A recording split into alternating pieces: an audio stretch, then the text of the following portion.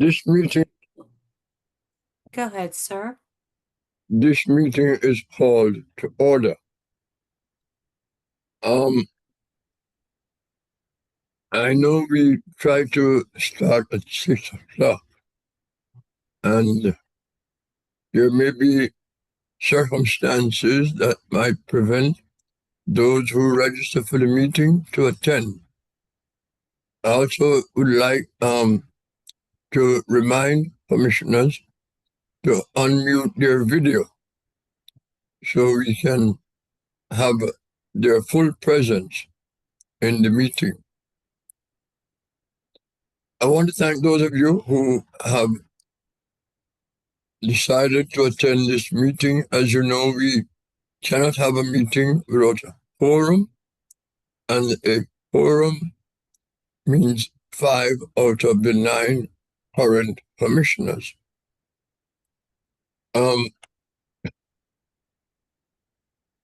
So it is extremely important for us, not only for you to attend our quarterly meetings, but to indicate ahead of time whether there are certain circumstances that will prevent you from attending.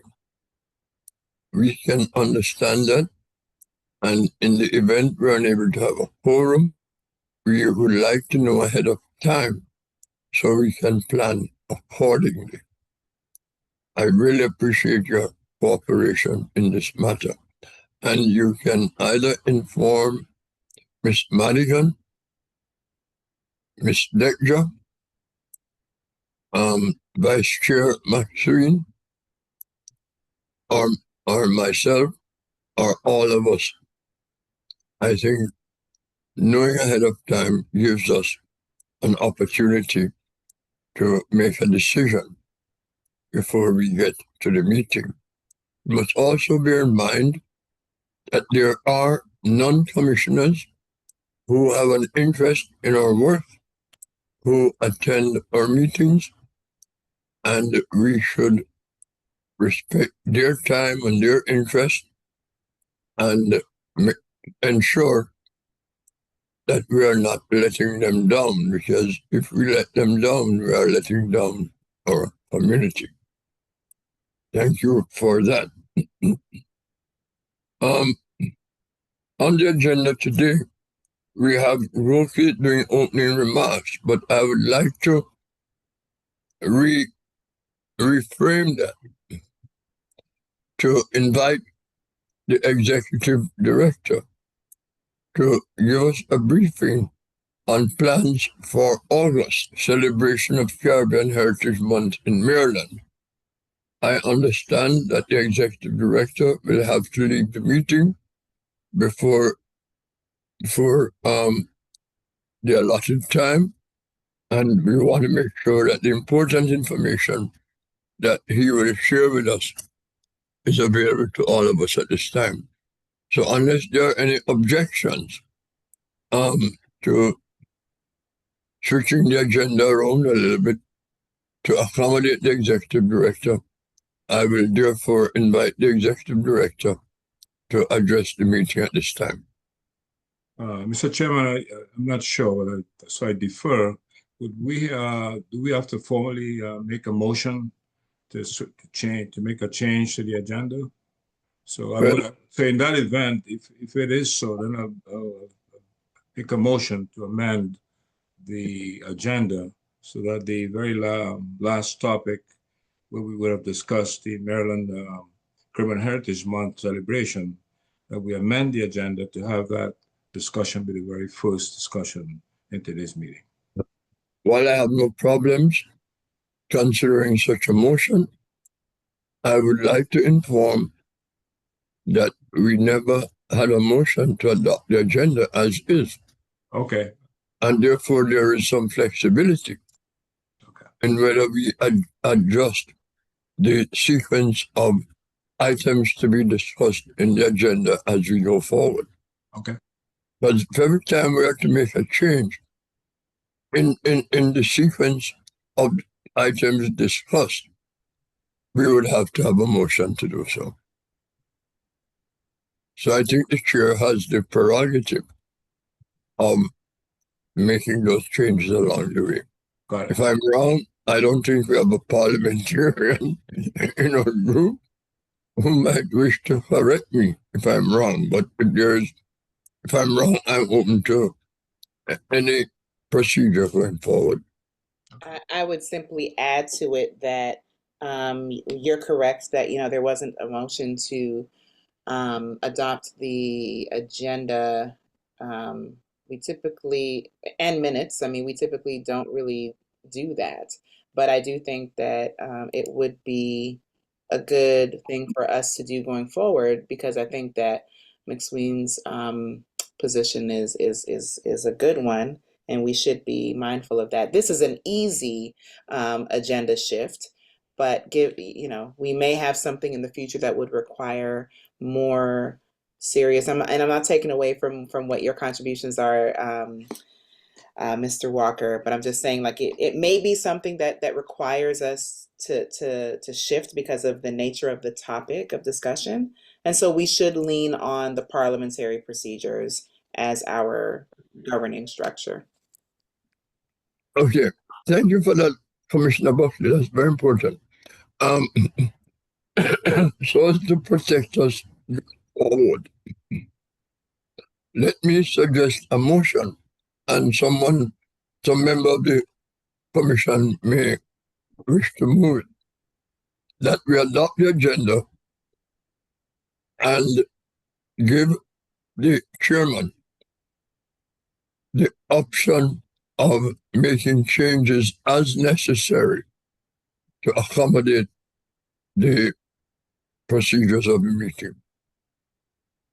So we wouldn't need to, because that's your prerogative as the chair, right? That's what, we trust your leadership and your guidance. So the motion wouldn't need to include that particular language. I think we can just accept a motion, and I'm happy to make a motion. Problem is, we don't have an agenda. I didn't receive an agenda. Did I overlook it? We did receive an agenda for today's meeting? Yes, Yes. I did. Okay, I missed it. Sorry, Ms. Madigan. I'm certainly not suggesting. You're always on it, so part I of can my email it oversight. to you again right now. Sure thing, no problem. Hey, Ms. Rita, I'm in a meeting. Can I call you back? All right. I appreciate what Commissioner Buckley just recommended, except for one thing. Once we adopt the agenda, we are bound by the agenda, and if I, in my discretionary authority, I'm not sure I have that, decide to shift it around, anyone could object. Mm-hmm. Mm-hmm. Mm-hmm. And so I'd rather, if in adopting the agendas going forward, that we include an authority to the chair to make adjustments according to necessities. Okay? We're halfway through the agenda today already, so let's proceed. And so I'd like to invite Executive Director Lawrence Walker to provide us with a briefing on the plans so far with regard to our celebration of Caribbean Heritage Month in the state of Maryland during the month of August. Chair Ward, Ambassador Ward, and commissioners, thank you. I also, can everybody hear me okay? Mm-hmm. Okay. I'm not going to be long. What we have is a skeleton, and this is based on discussions that we've been having since early May. We had a May meeting that we had to postpone, but we began to talk about how we could create a robust schedule of activities for the month of August, which is the recognition in Maryland for Caribbean American Heritage Month. And so what I've asked is, and I've gotten a commitment from the governor's office, from the governor, is that we will be having an event that he will be participating in. At this point, we're still trying to identify the date in his schedule when he would be available. So I'm not going to say go any further on that right now, but I do have the governor's commitment that he is going to participate in at least one, if not, I'm trying to get more than one, but at least one Caribbean Heritage event for the month. And it will be something that I'm sure that you will all be pleased with. Date to be determined, but I'm pressing now to say we're 2 weeks out and we're trying to plan, and it's hard to plan without a date, and they know that. So I'm looking at the beginning of the month doing a proclamation presentation of some sort. Now, here's my the kind of the vision would be ultimately, if we were able to have an in-person proclamation, a presentation with the commissioners and a small group of community leaders and the governor. Again, that's going to depend on schedule. And then having a bigger event that engages the community and entertainment and food and those kinds of things at a date to be determined, where the governor would also be present. One of the things that we're looking into, I've reached out to former Senator Nathan Pulliam, who was the one that pushed the legislation to get August as Caribbean Heritage Month. You certainly want her to be involved in some aspect of what we do, including I'm asking all of you as commissioners, as well as other community leaders, to do a short video, 30, 45-second video, highlighting what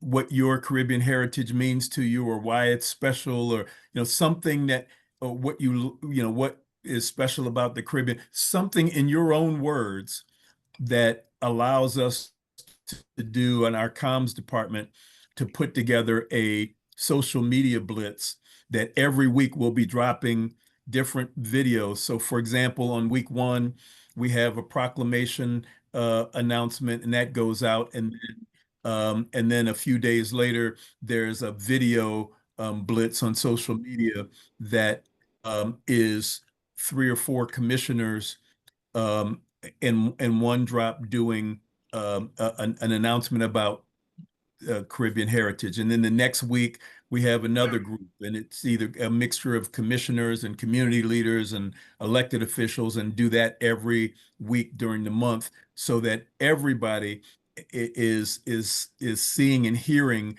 about the contributions and the rich cultural heritage of all of the communities that are represented in the Caribbean Commission. And then looking at being able to partner with other organizations that are having events, and partnering GOCI in those events, so that we're able to uplift and support and celebrate those events, but also, be more fluidly engaged in the celebration of the Caribbean community in Maryland. And so the idea here was to provide you with a skeleton with just some things to think about, and then allow you as the commission to really put the meat on the bones as we roll out a calendar of events for the month, knowing that somewhere in that month we're going to have an event that will be our signature event, and the governor would participate. So that's what I wanted to share today, and thank you all for the time and attention that you put into serving community. And I also want to just on behalf of the governor reiterate how important the work is that you do, and it doesn't go unnoticed. So that was it for me. I can take any questions that may come that I can answer, and that was it from me.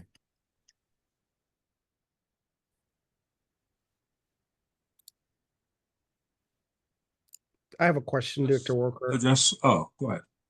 The video that, oh, I'm sorry. The Okay. video that you are just talking about, we are the one that gonna do it ourselves, or you're gonna send out a script? No, I'm sorry about the script. So we're gonna do it ourselves, or it's gonna be somebody from you guys helping us to do it? So How's yeah, that? we talked both ways. Great question.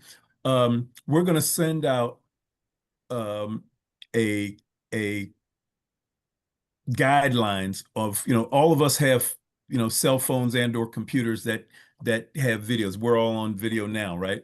But we want to give you some options of what of talking points that you might have, whether it be saying something about your personal Caribbean heritage, or something about a a significant accomplishment for Maryland that is done by someone of Caribbean descent, or what you love about the island, or whatever that may be. We give you 3 or 4 things to choose from, with guidelines about how to hold the camera, where the camera should be, what the lighting should be, the volume, and all those things. We'll provide all of that for you early next week. If not tomorrow, it'll be early next week.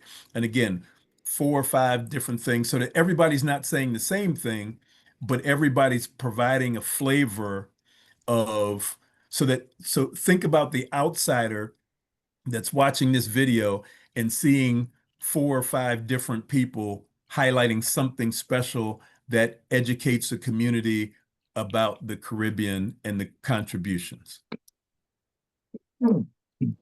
Again, that was, what was in my head based on some other things that we've done and I've seen. But I'm open to the commission also making some decisions. We have a comms person, but it would be just as easy for you in your home or wherever to do that and send it in. With the technology today, it should be pretty good and would help to speed up the process, as opposed to trying to schedule people to come in to do a few minutes of a shoot. And then Thank you very much for that. And we look forward to receiving those guidelines by the latest early next week. And could you, in submitting the guidelines, also set some deadlines for us to return our short video? And I think that will help us to focus a little bit on this. And certainly your answer to Mr. Petion enlightened us on how to go about doing what it is you expect of us. Incidentally, the Smithsonian Institution did an audio program of that nature several, maybe decades ago, and it was very effective. So we look forward to that and having that up on our website, so that anyone visiting our website will also see that. Thank you for that. Any other questions from commissioners? Yes, my question is a little bit different. First of all, thanks for the information, Executive Director Walker. You mentioned the event with the governor. It seems like the primary one. Are we involved in sort of designing that particular one also, or are we looking at? I mean, just because there are 2 different types of events there. One is a little much more formal, and the other. Yeah, so the great question. The answer is yes, absolutely, and without question. So, and that's part of what I will need a small committee of commissioners to be talking about, is if for example we were to have an event at Government House. I'm saying if, for example, to be very clear, what would that 2 hours look like? We would want to have an opportunity for the governor and perhaps another noted dignitary present to say a few minutes or speak a few minutes. The governor, so we'd have a small speaking part in the Right. 2-hour time. But a reception where people can just come and mix and mingle. We would need to we need to create an invitation list. And that would be who are some key people from the community in the community that we would want to, that you as commissioners would want to invite. That invite list is spread across several areas of government. And so, for example, you wouldn't have to invite an elected official because there's a government agency that will know and do and invite all of the state's elected members who are of Caribbean descent. You wouldn't have to invite federal people because there's a federal agency that would do that. Right. You may want to add to your list or make sure we're aware of, ambassadors just to make sure nobody gets missed. But we would need to build that. Entertainment. What would the entertainment look like? And again, I'm saying if we were to able to have something at Government House, which is pretty small, I shouldn't say it's pretty small, which is tight. In my head, I was thinking of Commissioner McSwain, the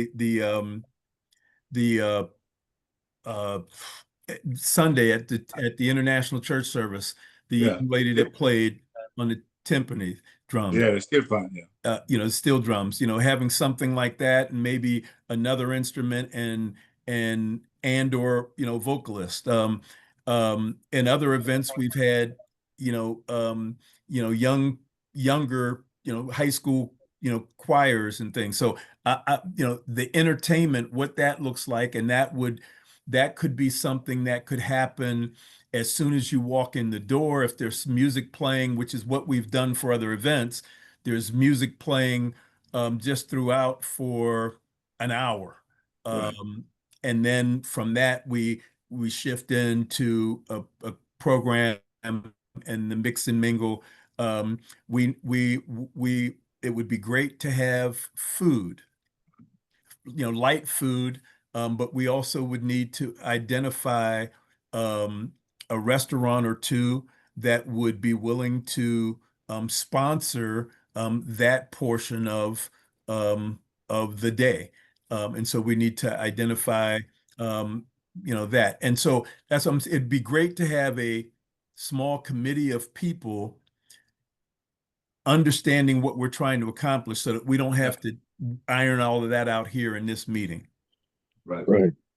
And the follow-up question to that is because you mentioned the date, and for events of that nature, the date is critical in that if we're inviting members of, let's say, the diplomatic corps, generally speaking, we give a 2-week, notice or invite. So the earlier we get that date, would be great. So yeah. My desire is I'm asking the governor's scheduling staff if it would be possible to do a proclamation at the beginning of the month and this event at the end of the month, and sandwiched in between that is other things that we're doing out in different parts of community, Eastern Shore, Baltimore County, Harford County, Prince George's, where, just at different places, as well as these weekly, video highlights, so that there's something happening every week and in several days a week. There's some expression of celebration in the Caribbean community. And so recognizing that, I'm asking them to look at that towards the end of the month, and they are also very much aware of the time frame that we need to get, the people attending. And so I'm pressing that now. I'm going to have to leave that to my federal counterparts to, well, we got to get a date. So it's all dependent on the date. thank you very much. Commissioner Howard?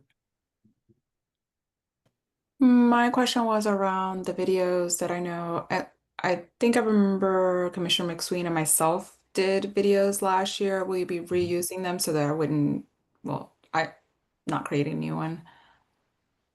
I'm fine with reusing is what I'm saying. Okay, okay. Okay, Samantha, you got an Academy Award for that one. I remember it. I'm not familiar with those videos. What were they about? It was- I'll share one with you, but it was basically what Director Walker was talking about. They were really well done. They were it was done by Alex Chase and Erica St. Louis. yeah, and they were really well done, really well done. great. Okay. Any other questions about the events? One of the things I would hope, Executive Director, is that the declaration takes place very early in the month, as early as possible, as it would also give us the opportunity to use that declaration at events that we may attend during the month. You know, it would, while it's good to have specific declarations to specific events, given the fact that you need 45 days to get such a declaration or citation. If we have a declaration for the month that is issued by the governor at the beginning of the month, that would serve as sufficient for us when we attend events. So the beauty for me is I've already put in the request and I've given them 2 dates. August 1st is a Friday and August 4th is a Monday. And I've said, let's do August 1st or August 4th. But that's what I'm kind of boxing in so that we are doing that at the very beginning of the month and then having just a month full of activity. Okay, August 1st is a wonderful day in my sight. It might not be in other people's, primarily because it is celebrated across the Caribbean as Emancipation Day, including the country of heritage of the governor. So it would be a remarkable thing to happen for us. Yeah.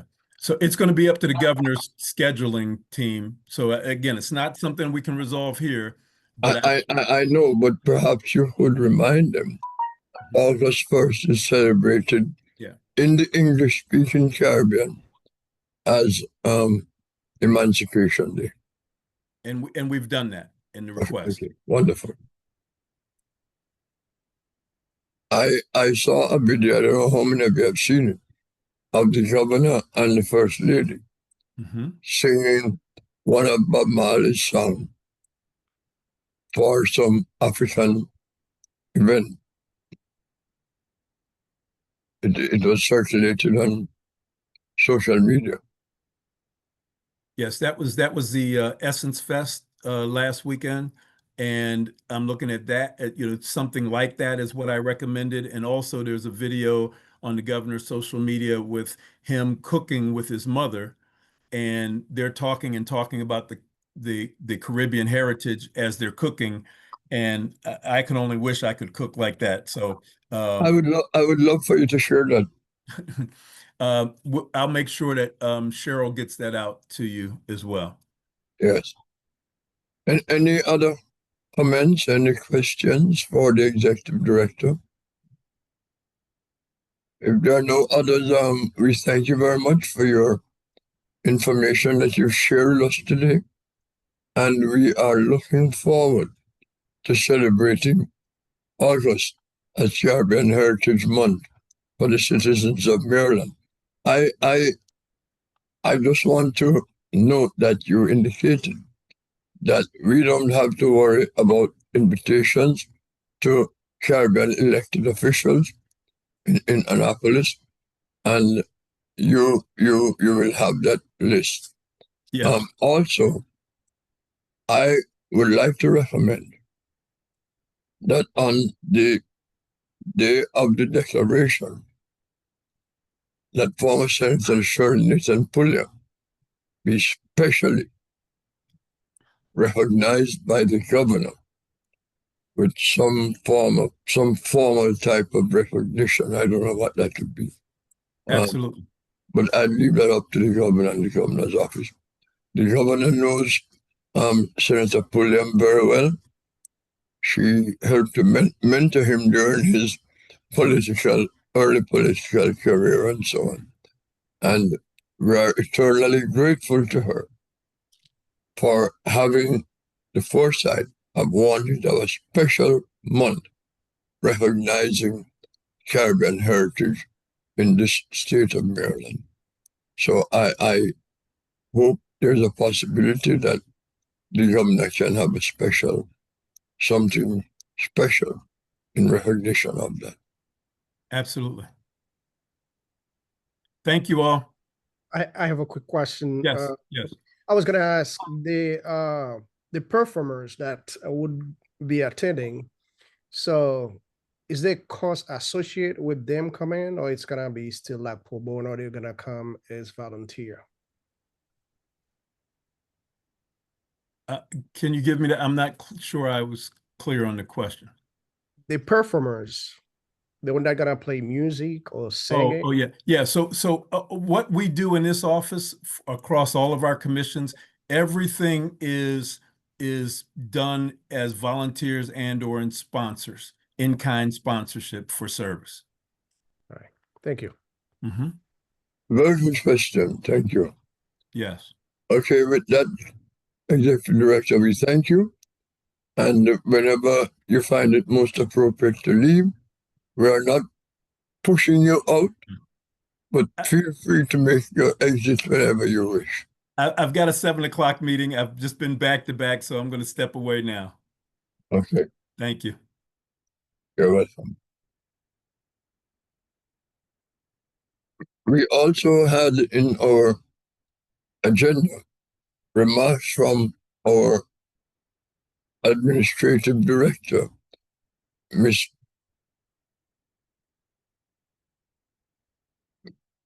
Dexter. Do you wish to say a few words at this point? Yeah, I mean, in general, I just want to say thank you so much for all of you to be here. I know that despite the busy schedule that all of you guys have, well, we really appreciate it. And that's it, most likely for my opening remarks. And as well, I'm taking notes of all of these questions that you guys mentioned to Mr. Larry Walker in terms about, you know, the ideas and things that you may want to put on for the month of August.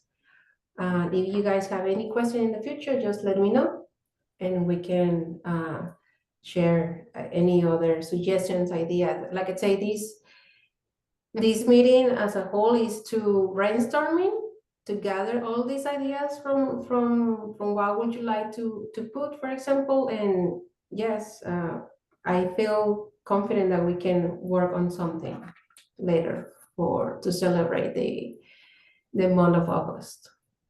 Thank you. Next item on the agenda is approval of the minutes of our last meeting, May 29th, 2025. I shall assume that all commissioners present here have had an opportunity to review those minutes. And if you have, and you have any comments concerning the minutes, now would be a time to raise them before we adopt them.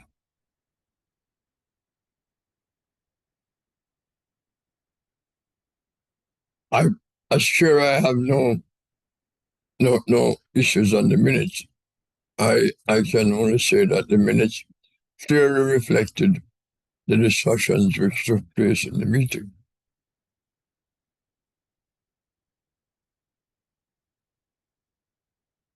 So if you're all agreed on the minutes, can a commissioner please move a motion to adopt them? I move to have the minutes adopted as stated. Do I have a second? Second. It's moved and seconded. All those in favor? Aye. Aye. All commissioners present and voting have said aye. So the ayes have it. The minutes of the meeting of May 29 are adopted. I want to thank Ms. Madigan for preparing and sending these minutes out to us. Thank you very much. Ms. Madigan, as I had suggested in our last meeting, that we are no longer referring to subcommittees, but committees. So in the future, I would appreciate if the agenda reflected that. So we have with us the chair of two of the committees and the chair of the Business Economic Development Committee has submitted a written report and indicated inability to participate today.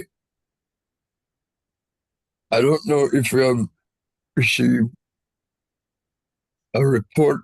Ms. Madigan, have you received a report on the Education and Workforce Development Committee? I haven't received, only report I've received is from Vice Chair McSween for community. No, I saw in an email where Commissioner Cassandra Tucker, chair of the Business and Economic Development Committee, sent you a report which was copied to me. Okay, I have to pull that up. Hold on. I just want to ensure that it is in the record. Yes, I Since- do have that, sir. Okay, since she's not here to go over the report, I just would like to include it in our record, and Yes, everyone will have an opportunity to review it.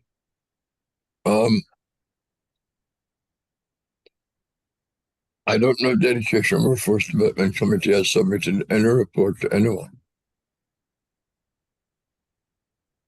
I don't recall receiving one. But at this point, let me turn to Commissioner Dr. Melissa Buckley, Chair of the Health Committee, who may want to tell us about what her committee has been trying to do or intend to do going forward.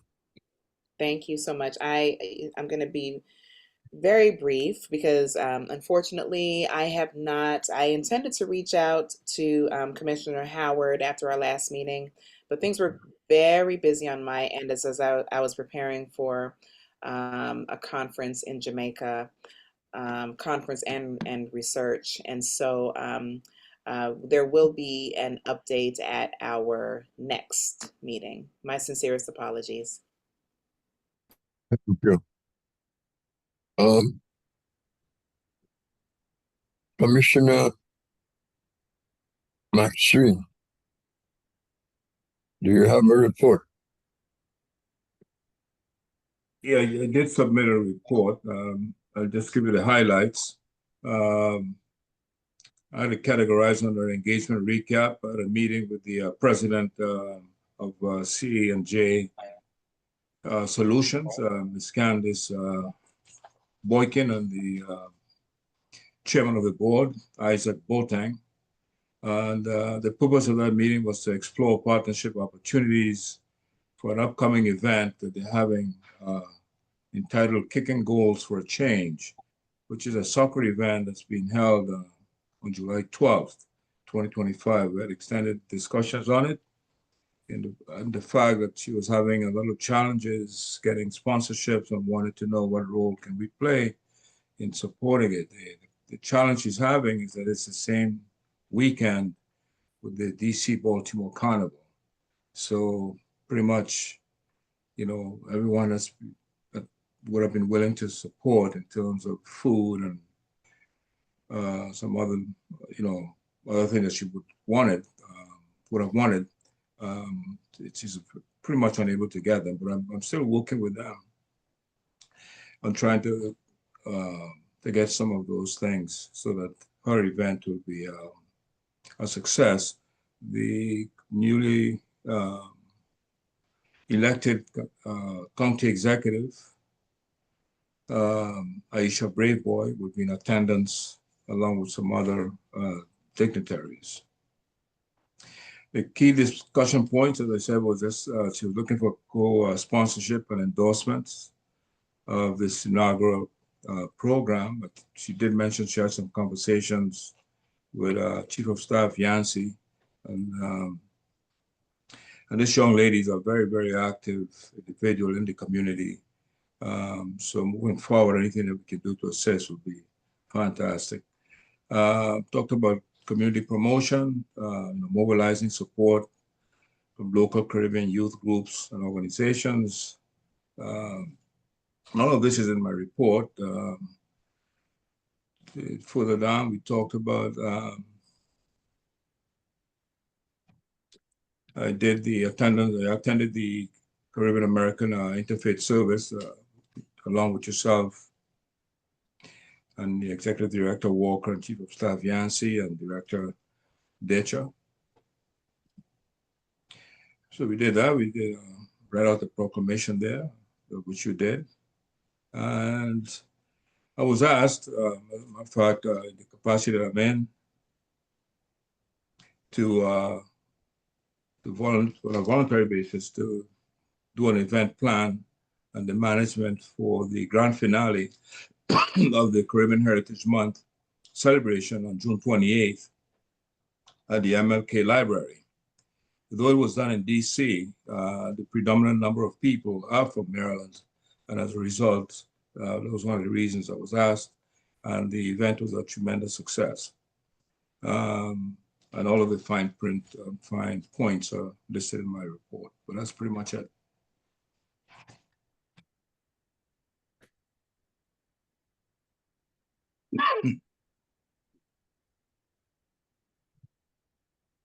Thank you for the opportunity.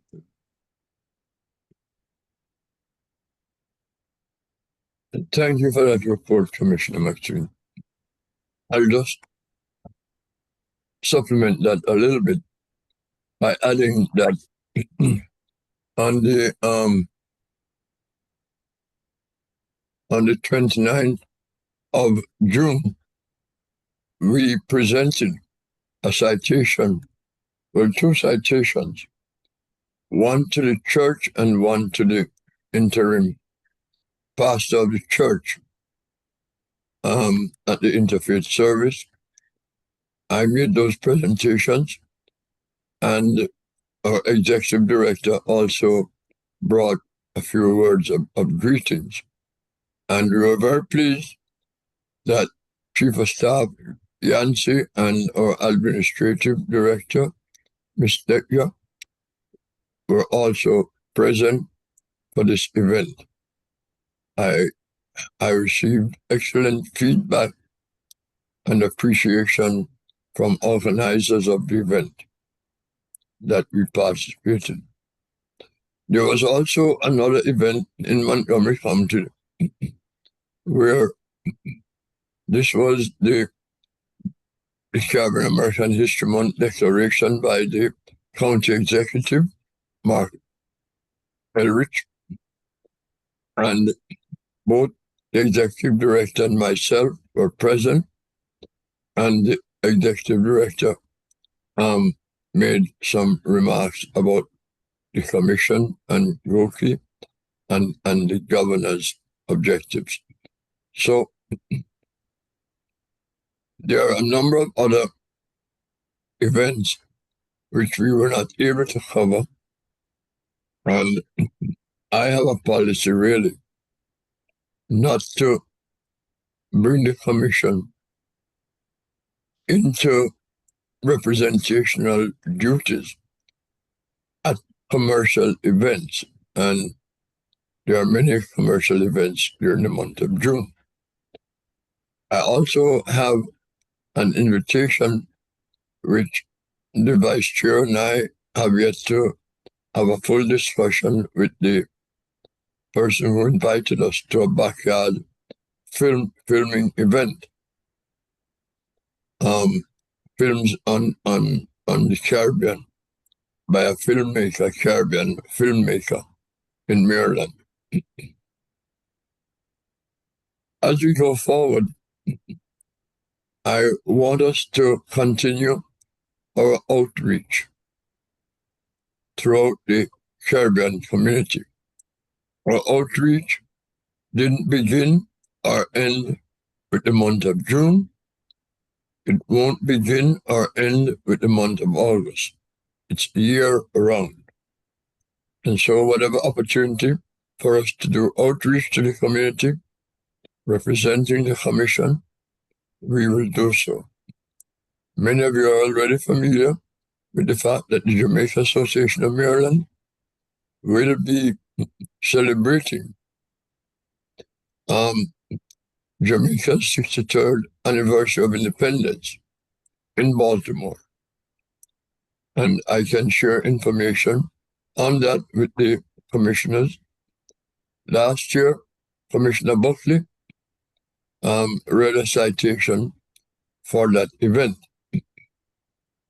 We have also requested a citation They actually, for this year's event and look forward to receiving that so it can be presented.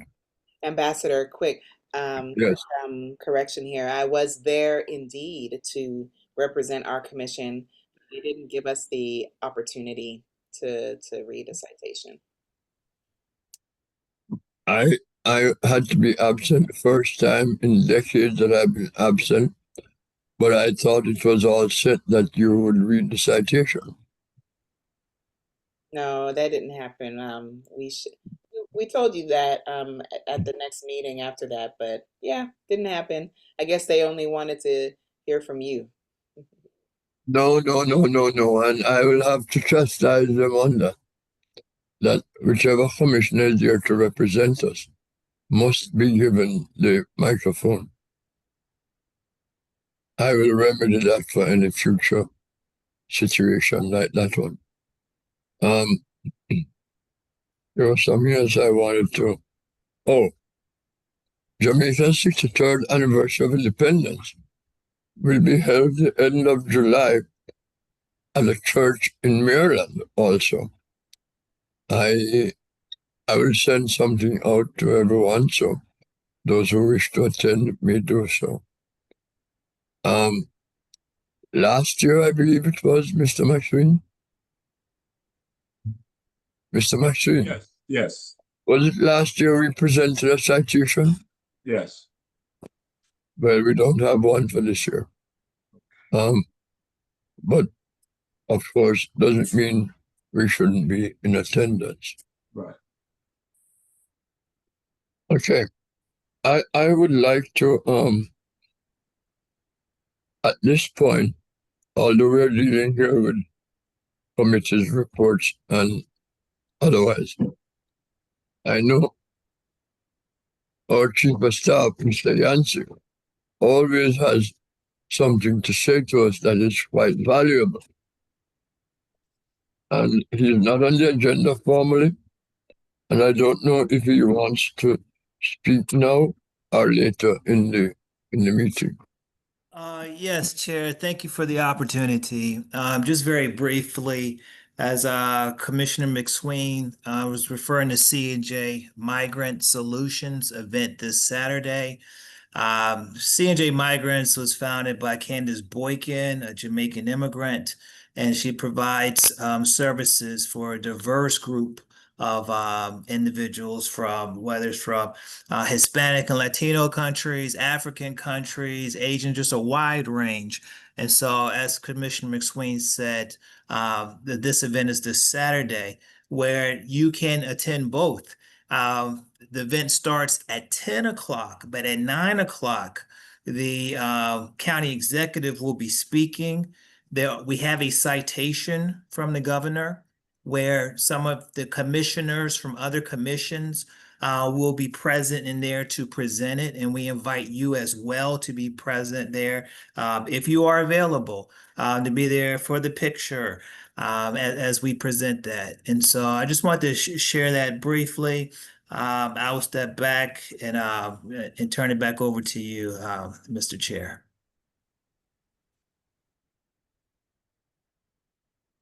Thank you very much for that reminder.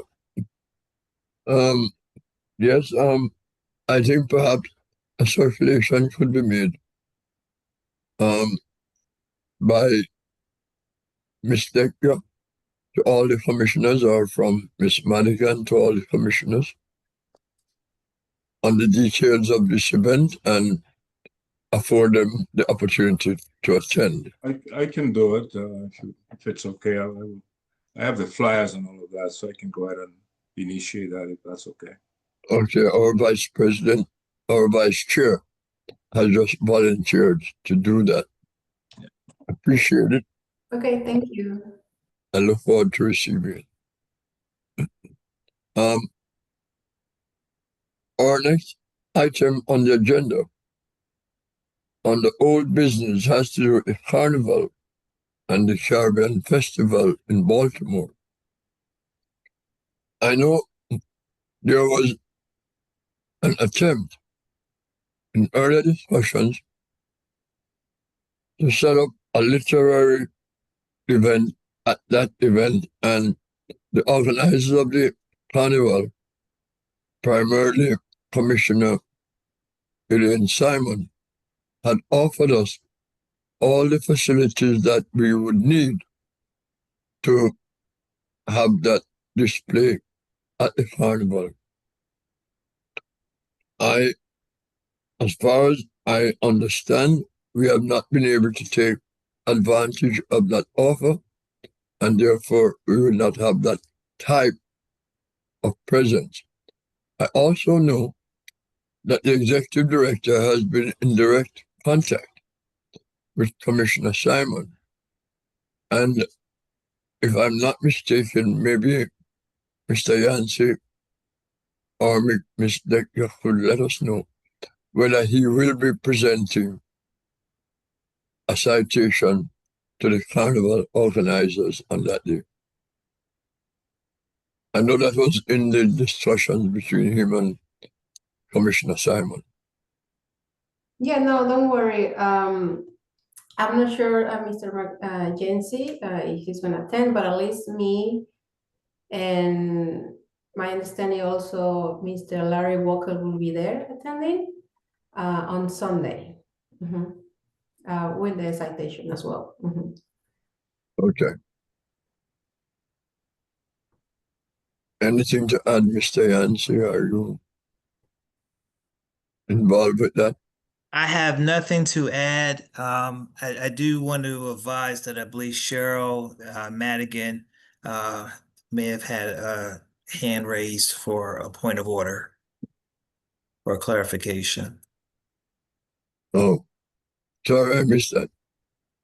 It's okay. I was just gonna see if Administrative Director Deke wanted to read the report for the business committee Okay. out loud. That Will you please read it for the record?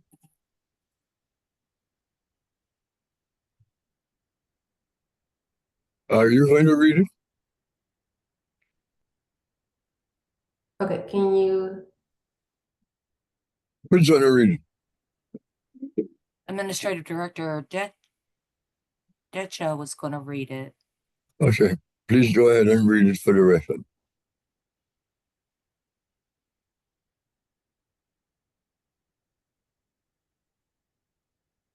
Ms. Decha? Yeah, I'm sorry, I'm having some internet connection issues. Can you guys hear me? Okay. Can we what? No, you guys can hear me because it froze from my end and I don't know, I lose you, but I'm back.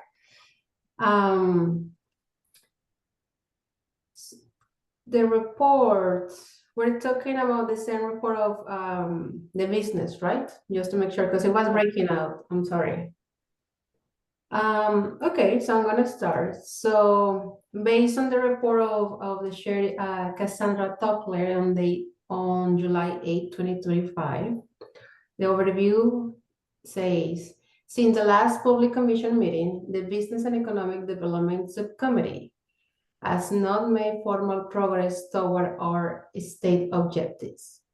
While the committee remains committed to advance initiatives to support Caribbean's own business and economic engagement with the diaspora, there have been delays, inconvenience due to the schedule conflict and shifting priorities. And then she continues, key updates. The subcommittee engagement outreach to follow-up subcommittee members is underway to reestablish regular meeting times and relying on our goals for the second half of the year. Statement planning. Working draft of the short-term action items in this development with a focus on identifier.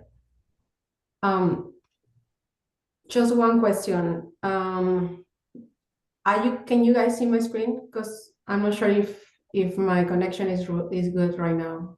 No, I'm hearing you okay. I'm just Yeah, realizing that. Mhm. Nothing's being shared right now. Okay, my apologies for that. Okay. You want me to share? Are you trying to share the report? I can share it, or I can just continue Oh. with it. Just continue reading it for the record. We have a copy of the report Okay. and it can be submitted for inclusion in the record. Okay. So can I continue reading? Yes, please. Okay. Potential business development partners and community organizations, opportunity for spotlighting and supporting Caribbean-owned business, public economic forums or workshops to engage the public and stakeholders. Next steps. A subcommittee meeting will be scheduled within the next 30 days to formally prioritize initiatives and assign responsibilities moving forward.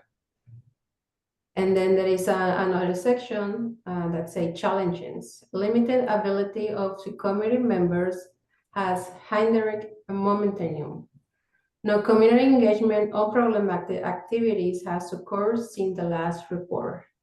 Conclusion, the subcommittee recognized the importance of its role in advancing economic empowerment with Maryland's Caribbean community.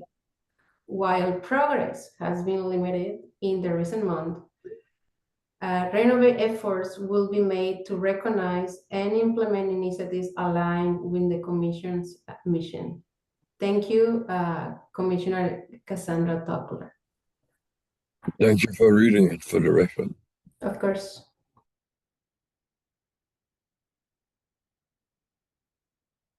To get back to the agenda. And I would like for that report to be included in the minutes of the meeting in its entirety. Okay?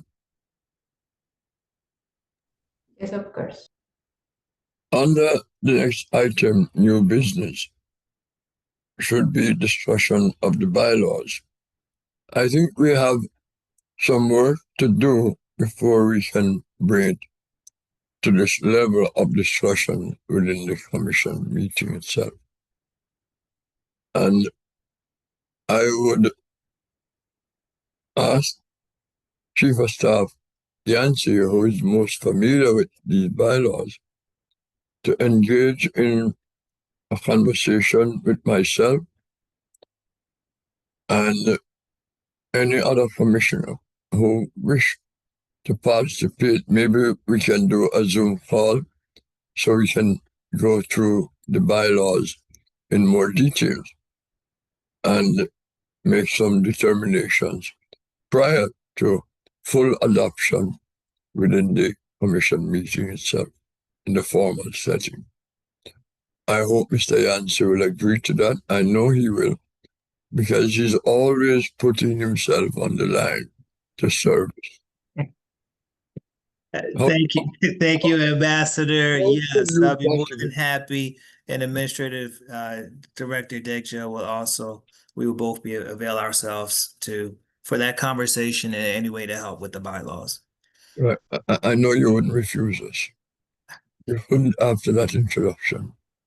Thank Thank you. you very much for always being available, Mr. Yancey. And I will try to arrange such an informal meeting so we can get that going. And we must be able to adopt the bylaws no later than the next formal meeting of the commission.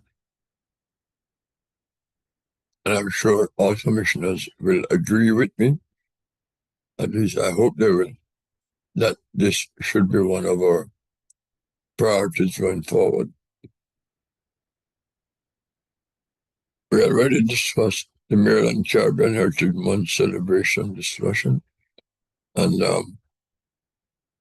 so I will now go to any public announcements and upcoming events. I think we more or less covered some of those in the commission reports, especially the report from Commissioner Maxine, and that which I supplemented with it. I will send out a notice to all commissioners and to the Rokit on the 2 events, which or maybe 3 events I mentioned, so you can be fully aware of them. Are there any questions? Any issues needed to be raised at this time? And Mr. Chairman, it's really there are no issues. Just sort of looking ahead at, like I was going to find somehow for us to maybe look at some ways in which we can engage the community in some of our meetings. So for example, maybe I'm just thinking out aloud here that some of these meetings, maybe a half an hour for be given to some of the associations so that they can come on, their president or the CEO or executive director, whomever, and sort of enlighten us as to some of the things that are going on within that particular community. So whether it's Baltimore, whether it's so the same way we've had other speakers come on, maybe I'm just thinking that since it's a challenge, a lot of cases for everyone and I don't want to speak on behalf of the commissioners, but it is a challenging with all of their respective professions. But maybe we can, those opportunities that we may not have to go there is to bring them to us. So for example, if you have the president of the Jamaican Association or the Trinidad and Tobago Association, or if there's a Haitian Association, whatever, that we give them a half an hour and they can then share with us, whether it's a Q&A, however we do it, but at least we're getting a sense for what's going on in the community, at least from their perspective. It's just an idea. It doesn't have to be flushed out today, and it may not even be meet the protocols of these types of meetings, but I know we've had guest speakers before. So just a thought.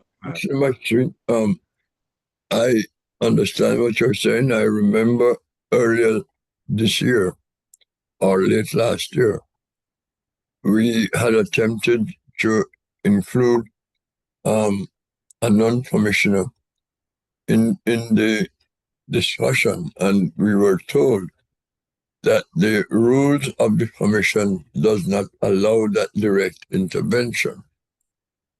If we invite somebody as a guest and to make a formal presentation to us, then we can perhaps put that on the agenda. Yeah, as a guest. In the meantime, I would suggest that having individuals who take the time to watch and listen to us as we discuss commission business, that if they have questions, that they can put them in the chat. And we will have to ask Ms. Dexter to monitor the chat and make note of those questions. And at the end of the formal business of the commission, before we close, maybe if protocol and the rules allow us to do that, we can answer those questions.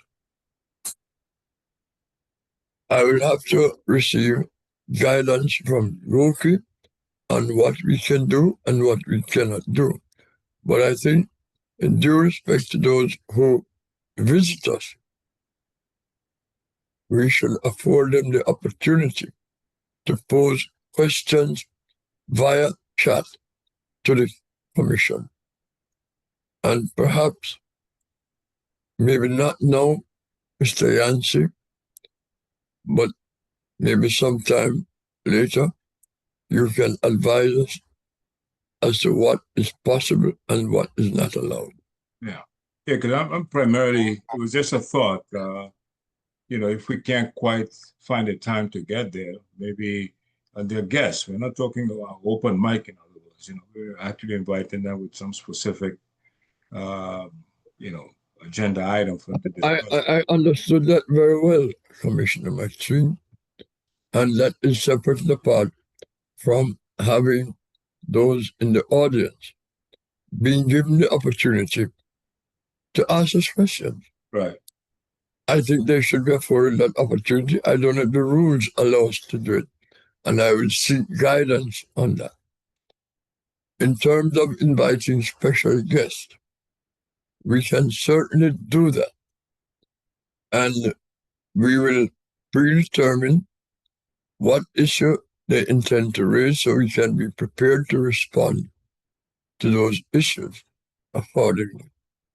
If we're going to invite the president or chair of any of the ethnic organization, we must be prepared to invite all of them. Now, of course, we can't do that in one sitting, but certainly, over several meetings. Just like, certainly, we have the right to invite a state official to address us. And my understanding is that would extend to elected officials.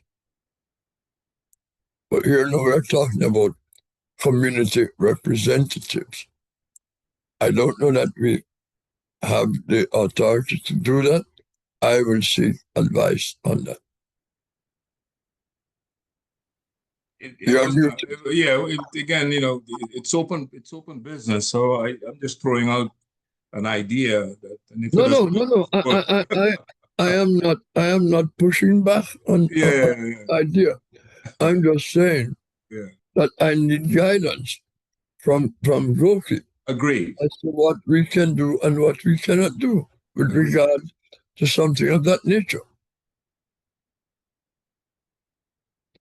But I don't believe there will be much objection among commissioners to accommodate one or two guests per meeting. For short statements, we're not going to give them 10, 15 minutes. We're going to give them 3 to 5 minutes to make a presentation to express their views to the commission. But I have to receive guidance on that, and I will seek guidance. And we will know long ahead of the next meeting as to what we can and cannot do. Is that fair? Well, I just wanted to chime in and say, Commissioner McSween, I think you were getting ready to say something. You're muted, sir. He muted his mic, Commissioner Buffy. Yeah, you're still mute. Oh, is it my turn? Oh, you muted because you didn't have anything to say. Okay, okay. Got it. Sorry.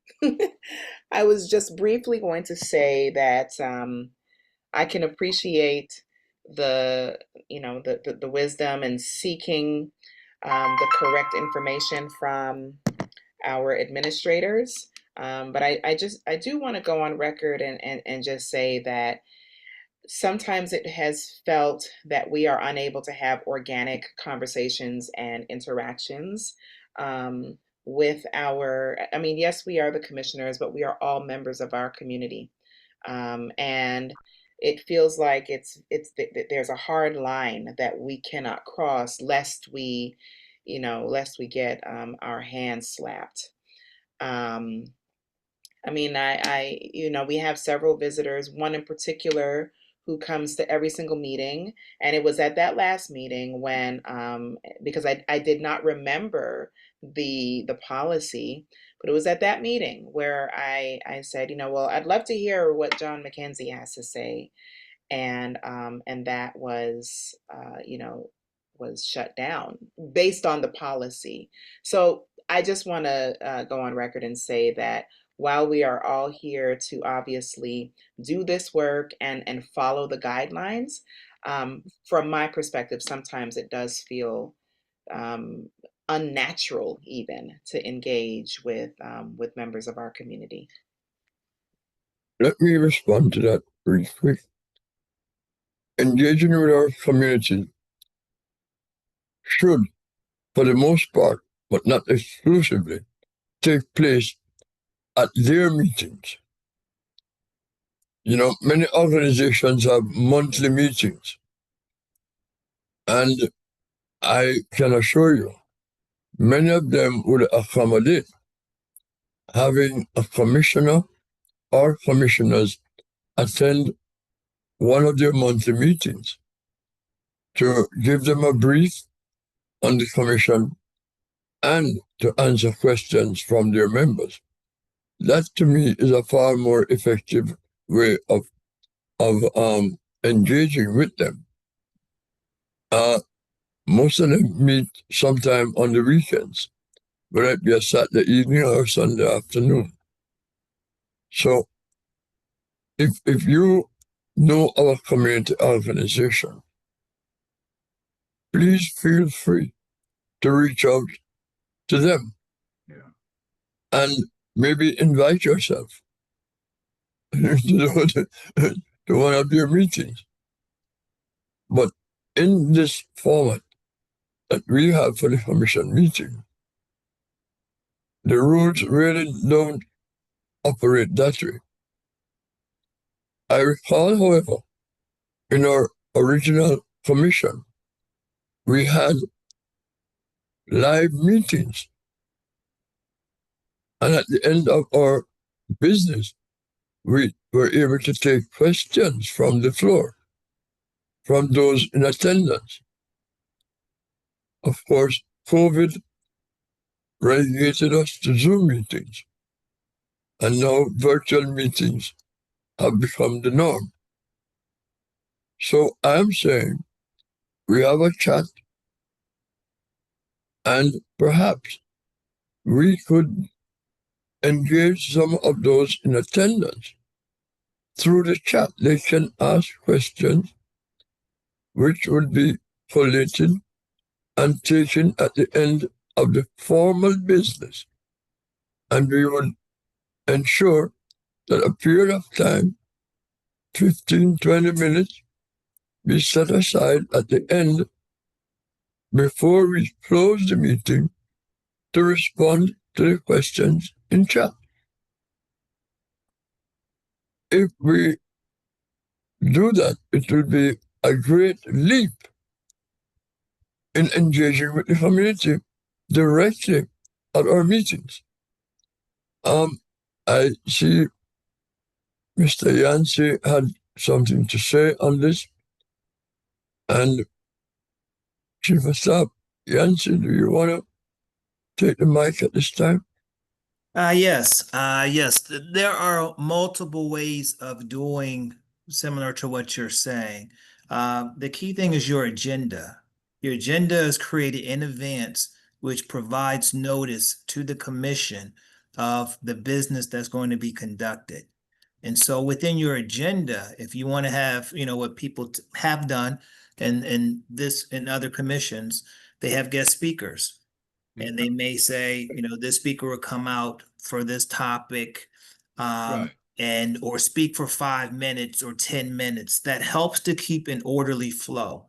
There are times when commissions have had town hall meetings or roundtable discussions where they invited guests and people to come in and to say what they want to see done and to give advice and give input. Speaking of our Hispanic and Latino commissioners doing roundtables right now and covering the state. So those are the different opportunities you have as a commission. Sometimes people have topics, a webinar on various subjects. If you were to conduct a commission meeting in the same vein as doing something like that, my advice and something that you may consider is the structure, the time frame. We have volunteers.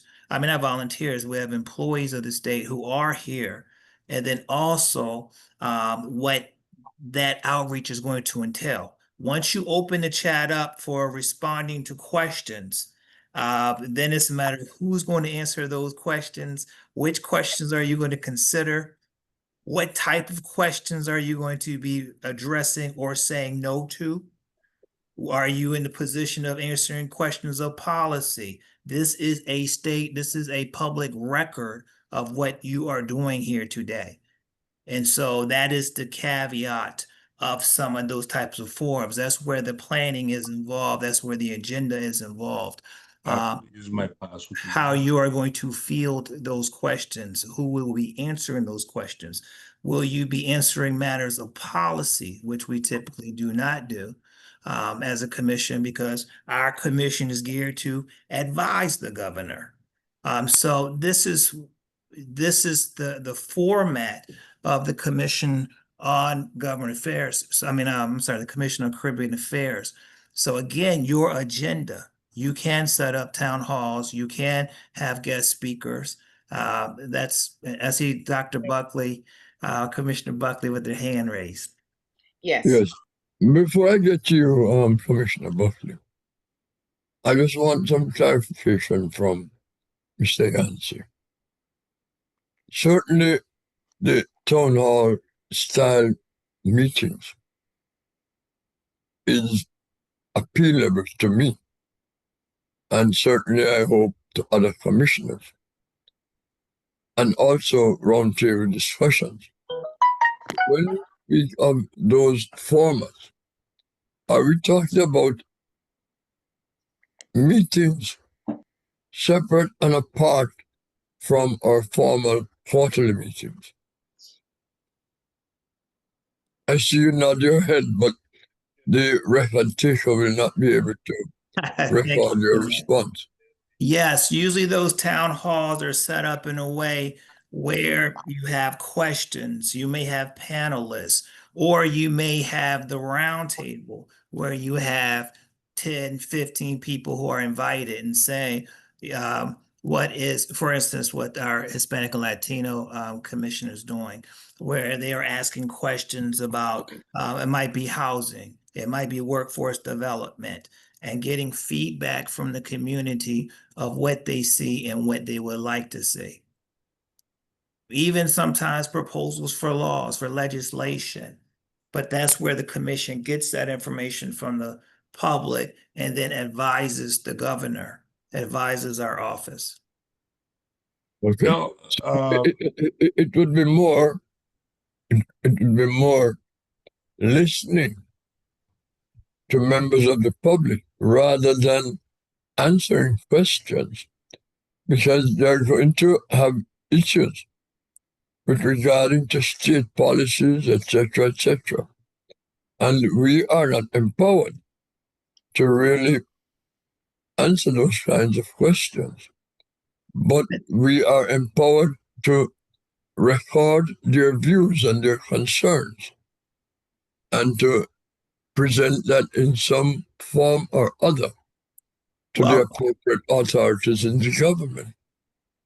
It's a yes, and you can get those questions, or we can have panelists, we can have experts, we can have someone, maybe, let's say I'm not volunteering anyone, but if there was a secretary of health, if there was the superintendent of the Department of Education available, or a representative from those different organizations or nonprofits. And so our commissions have conducted town halls, panels, where we have provided answers. And there's a caveat, that these are the different organizations and these are the ones who are speaking and what's presented. Dr. Buckley, I feel that Yeah, I know I've had her on hold for a while, and I will get to her shortly. Okay. Are these town halls virtual town halls? Yes, they are. Or run Chair, towns, it's yeah. up to, our creativity. They Okay. can be virtual, they can be in person. Okay. This we will have to do further discussions on, and to see how we can take advantage of what is available. In terms of procurement of venues, etc., etc. Dr. Buckley, Commissioner Buckley, you have been very patient. Thank you very much. I want to be very careful with my framing of this statement. As I hear of the things that the other commissions are doing, such as town halls, it makes me feel I'm a little bit frustrated, right? Because it seems that and I know that we had an administrative change quite early in our tenure, but it seems as though we aren't getting some of the guidance and the green light that our colleagues on the other commissions are getting. They have been quite active. And I do not want people to think that this distinguished group of commissioners, is inactive, when in fact we want to be active. We would love to be doing things like that. So I'm just curious about how is it that all of the other commissions seem to be doing things outside of their regularly scheduled meetings, and doing things with the support, seemingly, at least from what they're sharing with me, with those who I've spoken with. They've gotten support in terms of doing some of these things. I hadn't heard about the town hall option until today, so that sounds like a great option. Mhm. No, I've discussed that in a prior commission meeting. When we discussed town halls before. Sorry about that. It could be that Yes, I sir. because We have discussed that. And Sorry so about that. some of the limits, yes, you did have a change in leadership, but there's also, you guys had a smaller commission Mhm. than some of the others. And then also the leadership, and I can't compare or contrast. It's just something that Yeah. we have to roll up our hands and make some things happen. Where some of the commissions, if a person has 10 years experience, 15 years experience leading a commission, they have different, I wouldn't say advantages, just experience. Yeah. And bring that to the table. And one commission, and there's only one that's doing, so I said town halls. One did there was one town hall for our African commission, and then there was one roundtable recently. But our commissions are doing different things.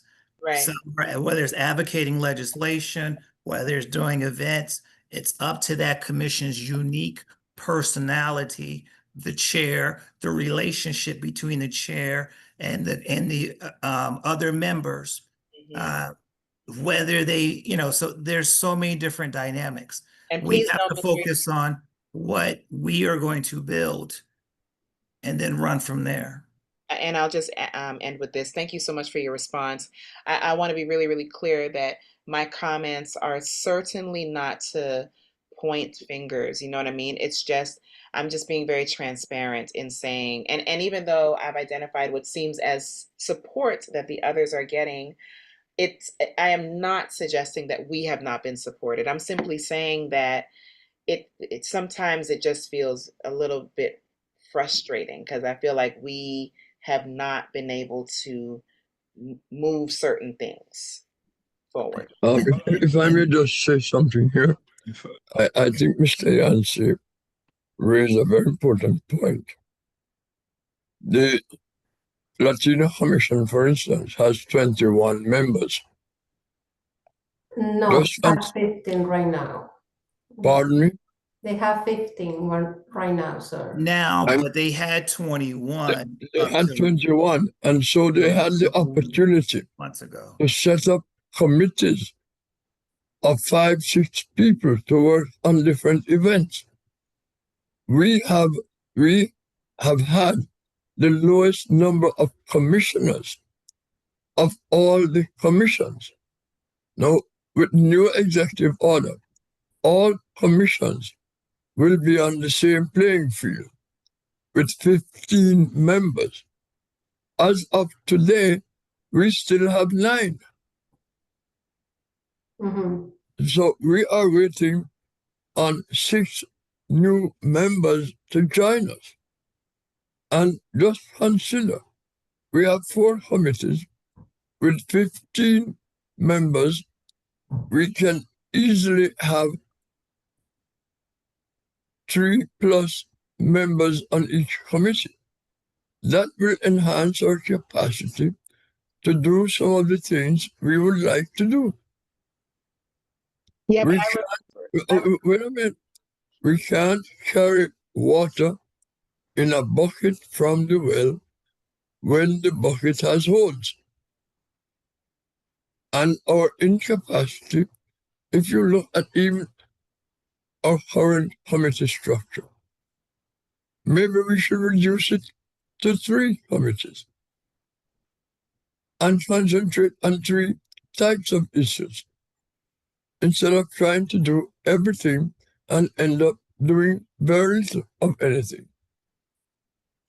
I think one of the things we must do as a matter of priority is reach out to various organizations, go in, discuss with their members, listen to them, hear what their concerns are, what they would like for us to raise with the governor. And we can learn from members of the community what they see as priorities. And I think we have 9 members, but over the course of 3 months, we can spread out, and 2 or 3 of us from each time can visit with one of the organizations. I want Sharing Commission to be visible. absolutely. Maybe that is a good idea to reduce the number of committees given the size of our commission. Again, my comments are not to suggest that I'm not pointing fingers or accusing anybody of anything. I'm simply stating and maybe I'm the only one that feels this way. I'm just stating that it seems that that I can remember when under our former administrator, we talked about, we wanted to be able to get support around issuing a survey, and that fell flat. A survey to be disseminated, in our communities so that we could have an understanding of what our community members need. And that fell flat, not because it wasn't a great idea, but it just fell flat. And that's just one example. Let us try to see how we can move forward in a very positive way. And I really appreciate your comments, Commissioner Buckley, because I think they needed to be raised. Thank you. Well, Mr. Chairman, just in closing. Mr. Vice President, You didn't raise your hand. Oh, okay. Commissioner Howard had her hand in the air, so I need to recognize her. All right, go ahead. Thank you. I had a question surrounding the vacant positions or vacant commissions because I have sent forward recommendations for some of the islands and I haven't heard anything back or I don't know if they're in process. And I am absolutely willing to recruit more commissioners, particularly from the Spanish-speaking islands like the Dominican Republic, Puerto Rico, and Cuba. Which we don't have representation, I believe, at this point from Cuba or the Dominican Republic. Correct me if I'm wrong. And maybe someone can clarify the process for me for recommending people or for bringing people into the commission so that we can have a full commission because that's 3 positions right there out of the 5, I guess 6 necessary. Very good point. I know a number of individuals have applied to serve on the commission and waiting for the appointment office to determine their fate. But you mentioned 2 countries which are Spanish speaking, and I'm not sure if they are represented on the Caribbean Commission or else they're included among the countries in the Caribbean Commission, or are they included in the countries of the Latino Commission? So we will need to double check that before bringing forward those kinds of recommendations. I know Ms. Decker had her hands up, and I know Commissioner Maxine had a question. Let me go, Commissioner Maxine first, and get to. Yeah, I'll be brief. You know, I knew this will not be the place and the time, really, maybe another meeting, when I initiated the conversation. The intent was just to put something out there where we can engage the community. If we're now, I do agree with most of the things that Commissioner Buckley did say, and I think you know, she has some very valid points, and pretty much. But I am in concurrence with Chief of Staff Yancey in that when I mentioned we should look at some other means or other ways of engaging was more on a formal basis. It was more on a structured basis, part of the agenda, in other words, not a free-for-all. Otherwise, we'd never get the meetings concluded because you're going to get questions that we're probably unable to answer, and therefore we would have looked much more ineffective if that would have happened. So all I'm saying is it was just an intent to just move the needle a little bit for us to how now I can speak for myself. I'm pretty active in my community, so I do go to a lot of events. I do attend meetings, right? But it's a valid point that the commissioner did raise. But I must add though quickly that going from 9 to 15 to 50 to 100, right? Without structure and guidelines and initiatives, it really doesn't matter. You're still going to have the same result. So I think the essence of what's been discussed here is that, yes, we do need more, but simply having more doesn't necessarily fix the problem, if there is a problem. And I'm not suggesting, right?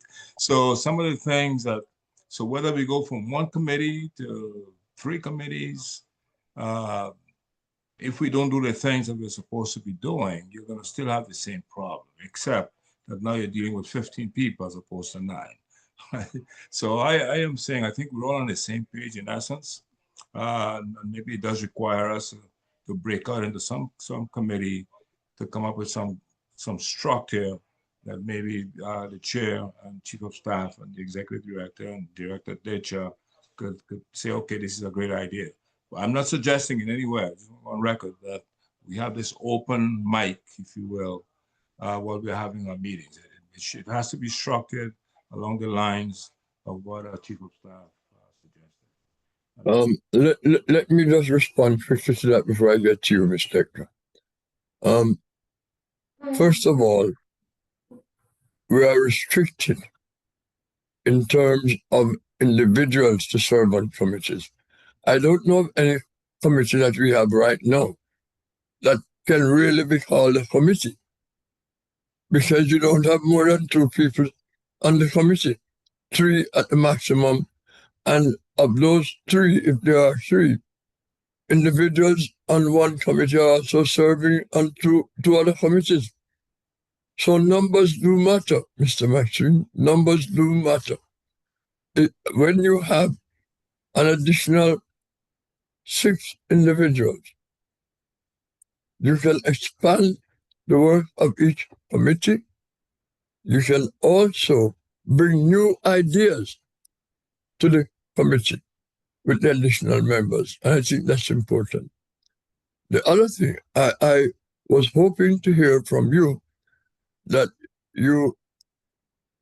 I know that you've been engaged in your community and attend meetings.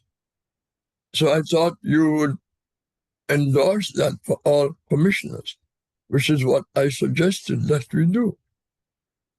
I was expecting you to say, yes, we should all seek to engage with community organizations, attend meetings, and listen to what they have to say. You are muted. You are muted. Mr. McSween, you are muted. No, I never said I was against that. You No, you didn't say you misunderstood. were against. You didn't say you were for it. Oh, And the reason why I raised it, you endorse what Commissioner Buckley said. I'm not No. jealous. You endorse what Commissioner Buckley I said I suggested. agree with the majority of what you were saying. There was some things that in terms of initiating engagement with organizations and associations, I'm a big supporter of that. I wouldn't not, I know you are doing it. yeah. I would like to see all 9 members of our commission following your example. Yeah, okay. And so I was hoping that you would be an advocate for that. Oh, yes, I am.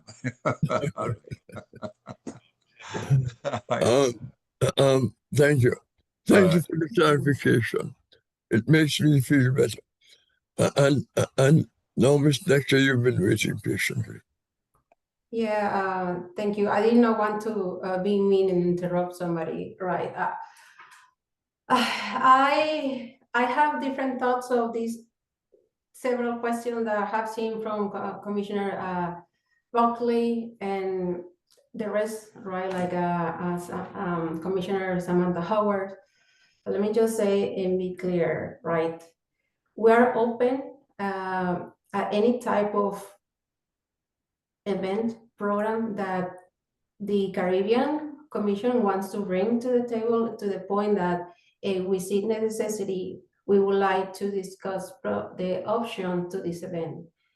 And it's my belief that this suggestion can be addressed in these public meetings, right?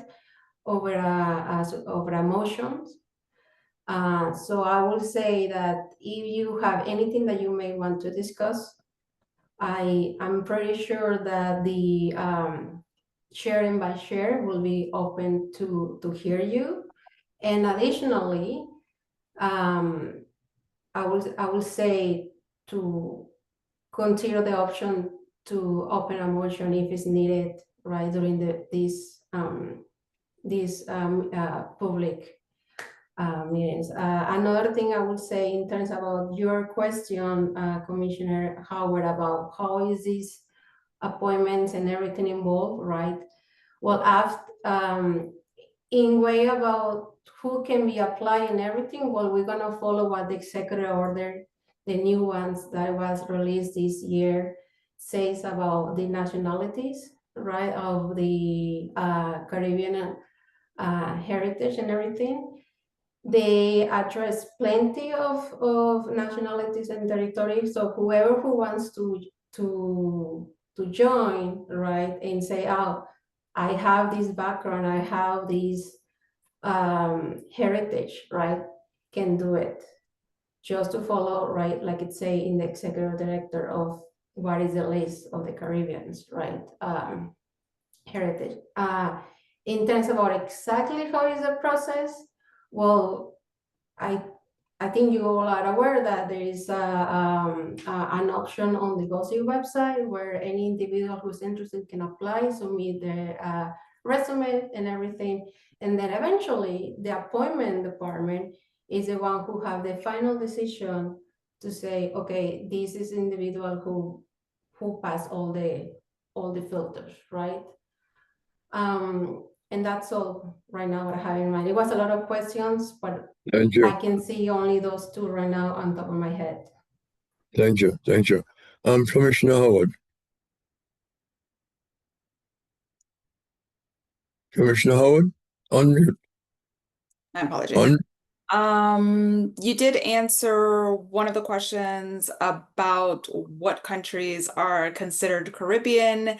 I'm looking at the executive orders right now. These are the ones from January 31st. Is it a different one, or are these the most updated? Most updated, as far as I know. Let me jump in for a moment with that.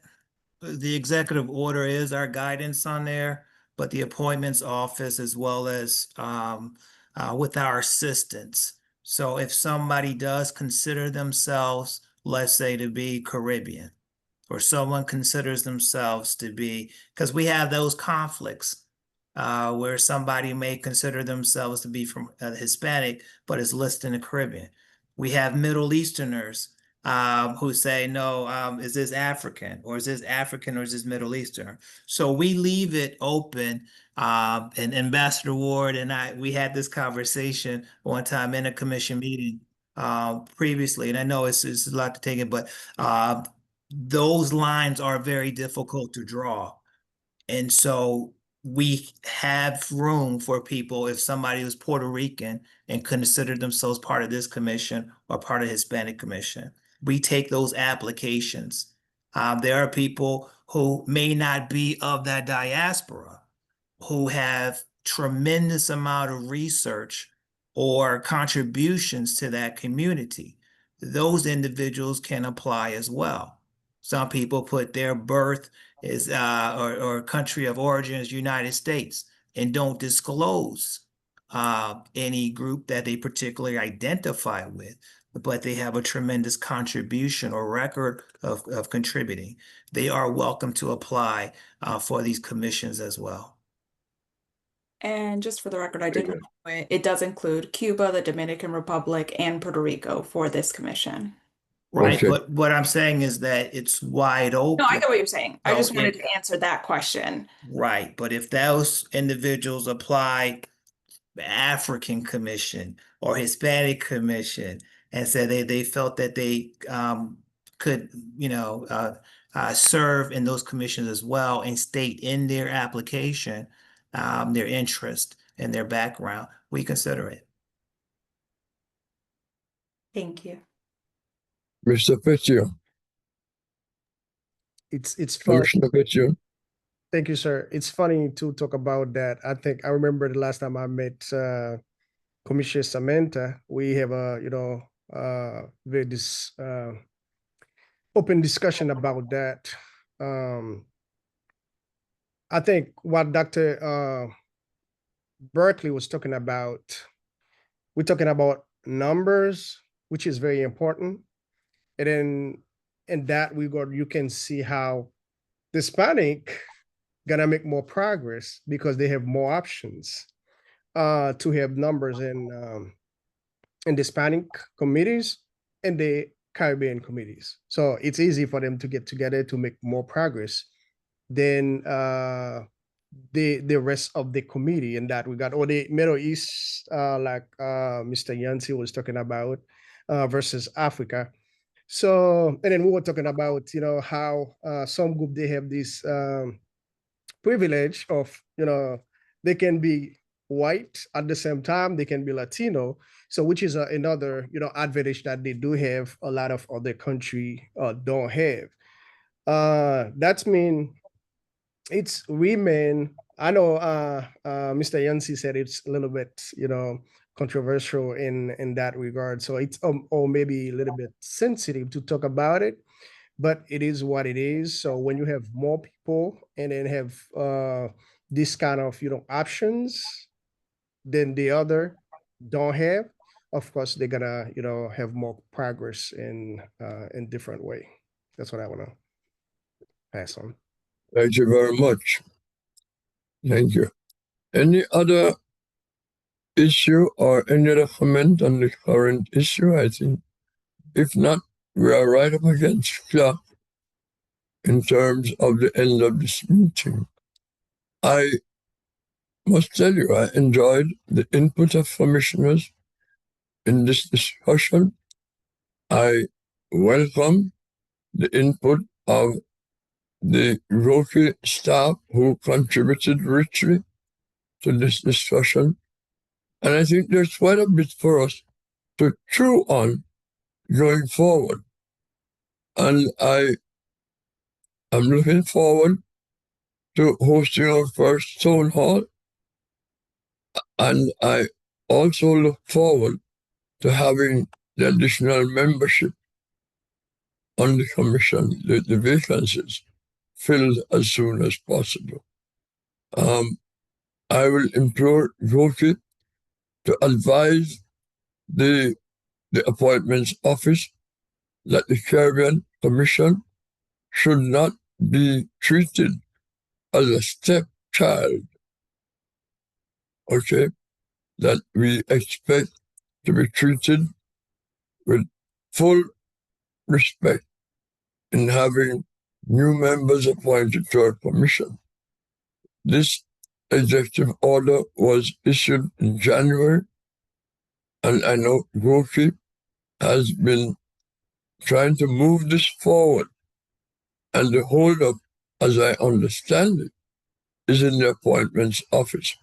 So whatever is causing this roadblock in the appointment office, I think they should be made aware that I, and I hope my other commissioners will back me up, I am not pleased with this extensive delay.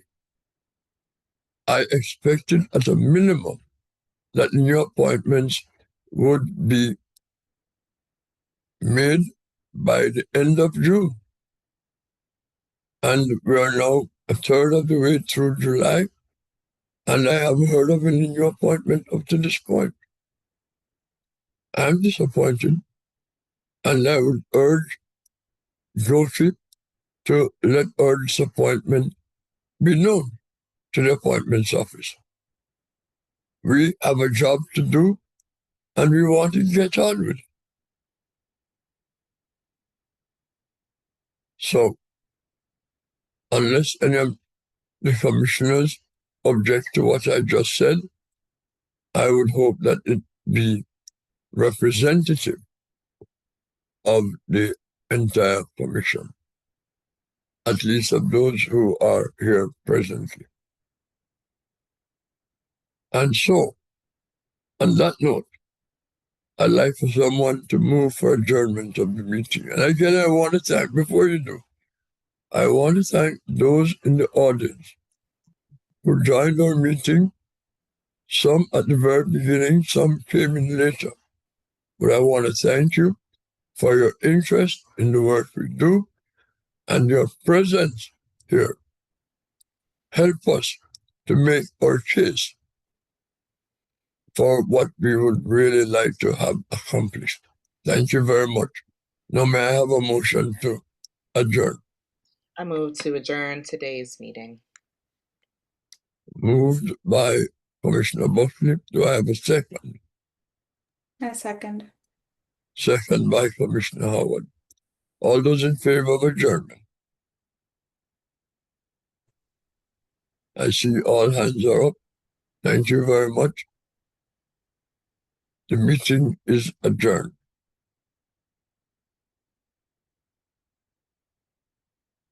Thank you, everyone.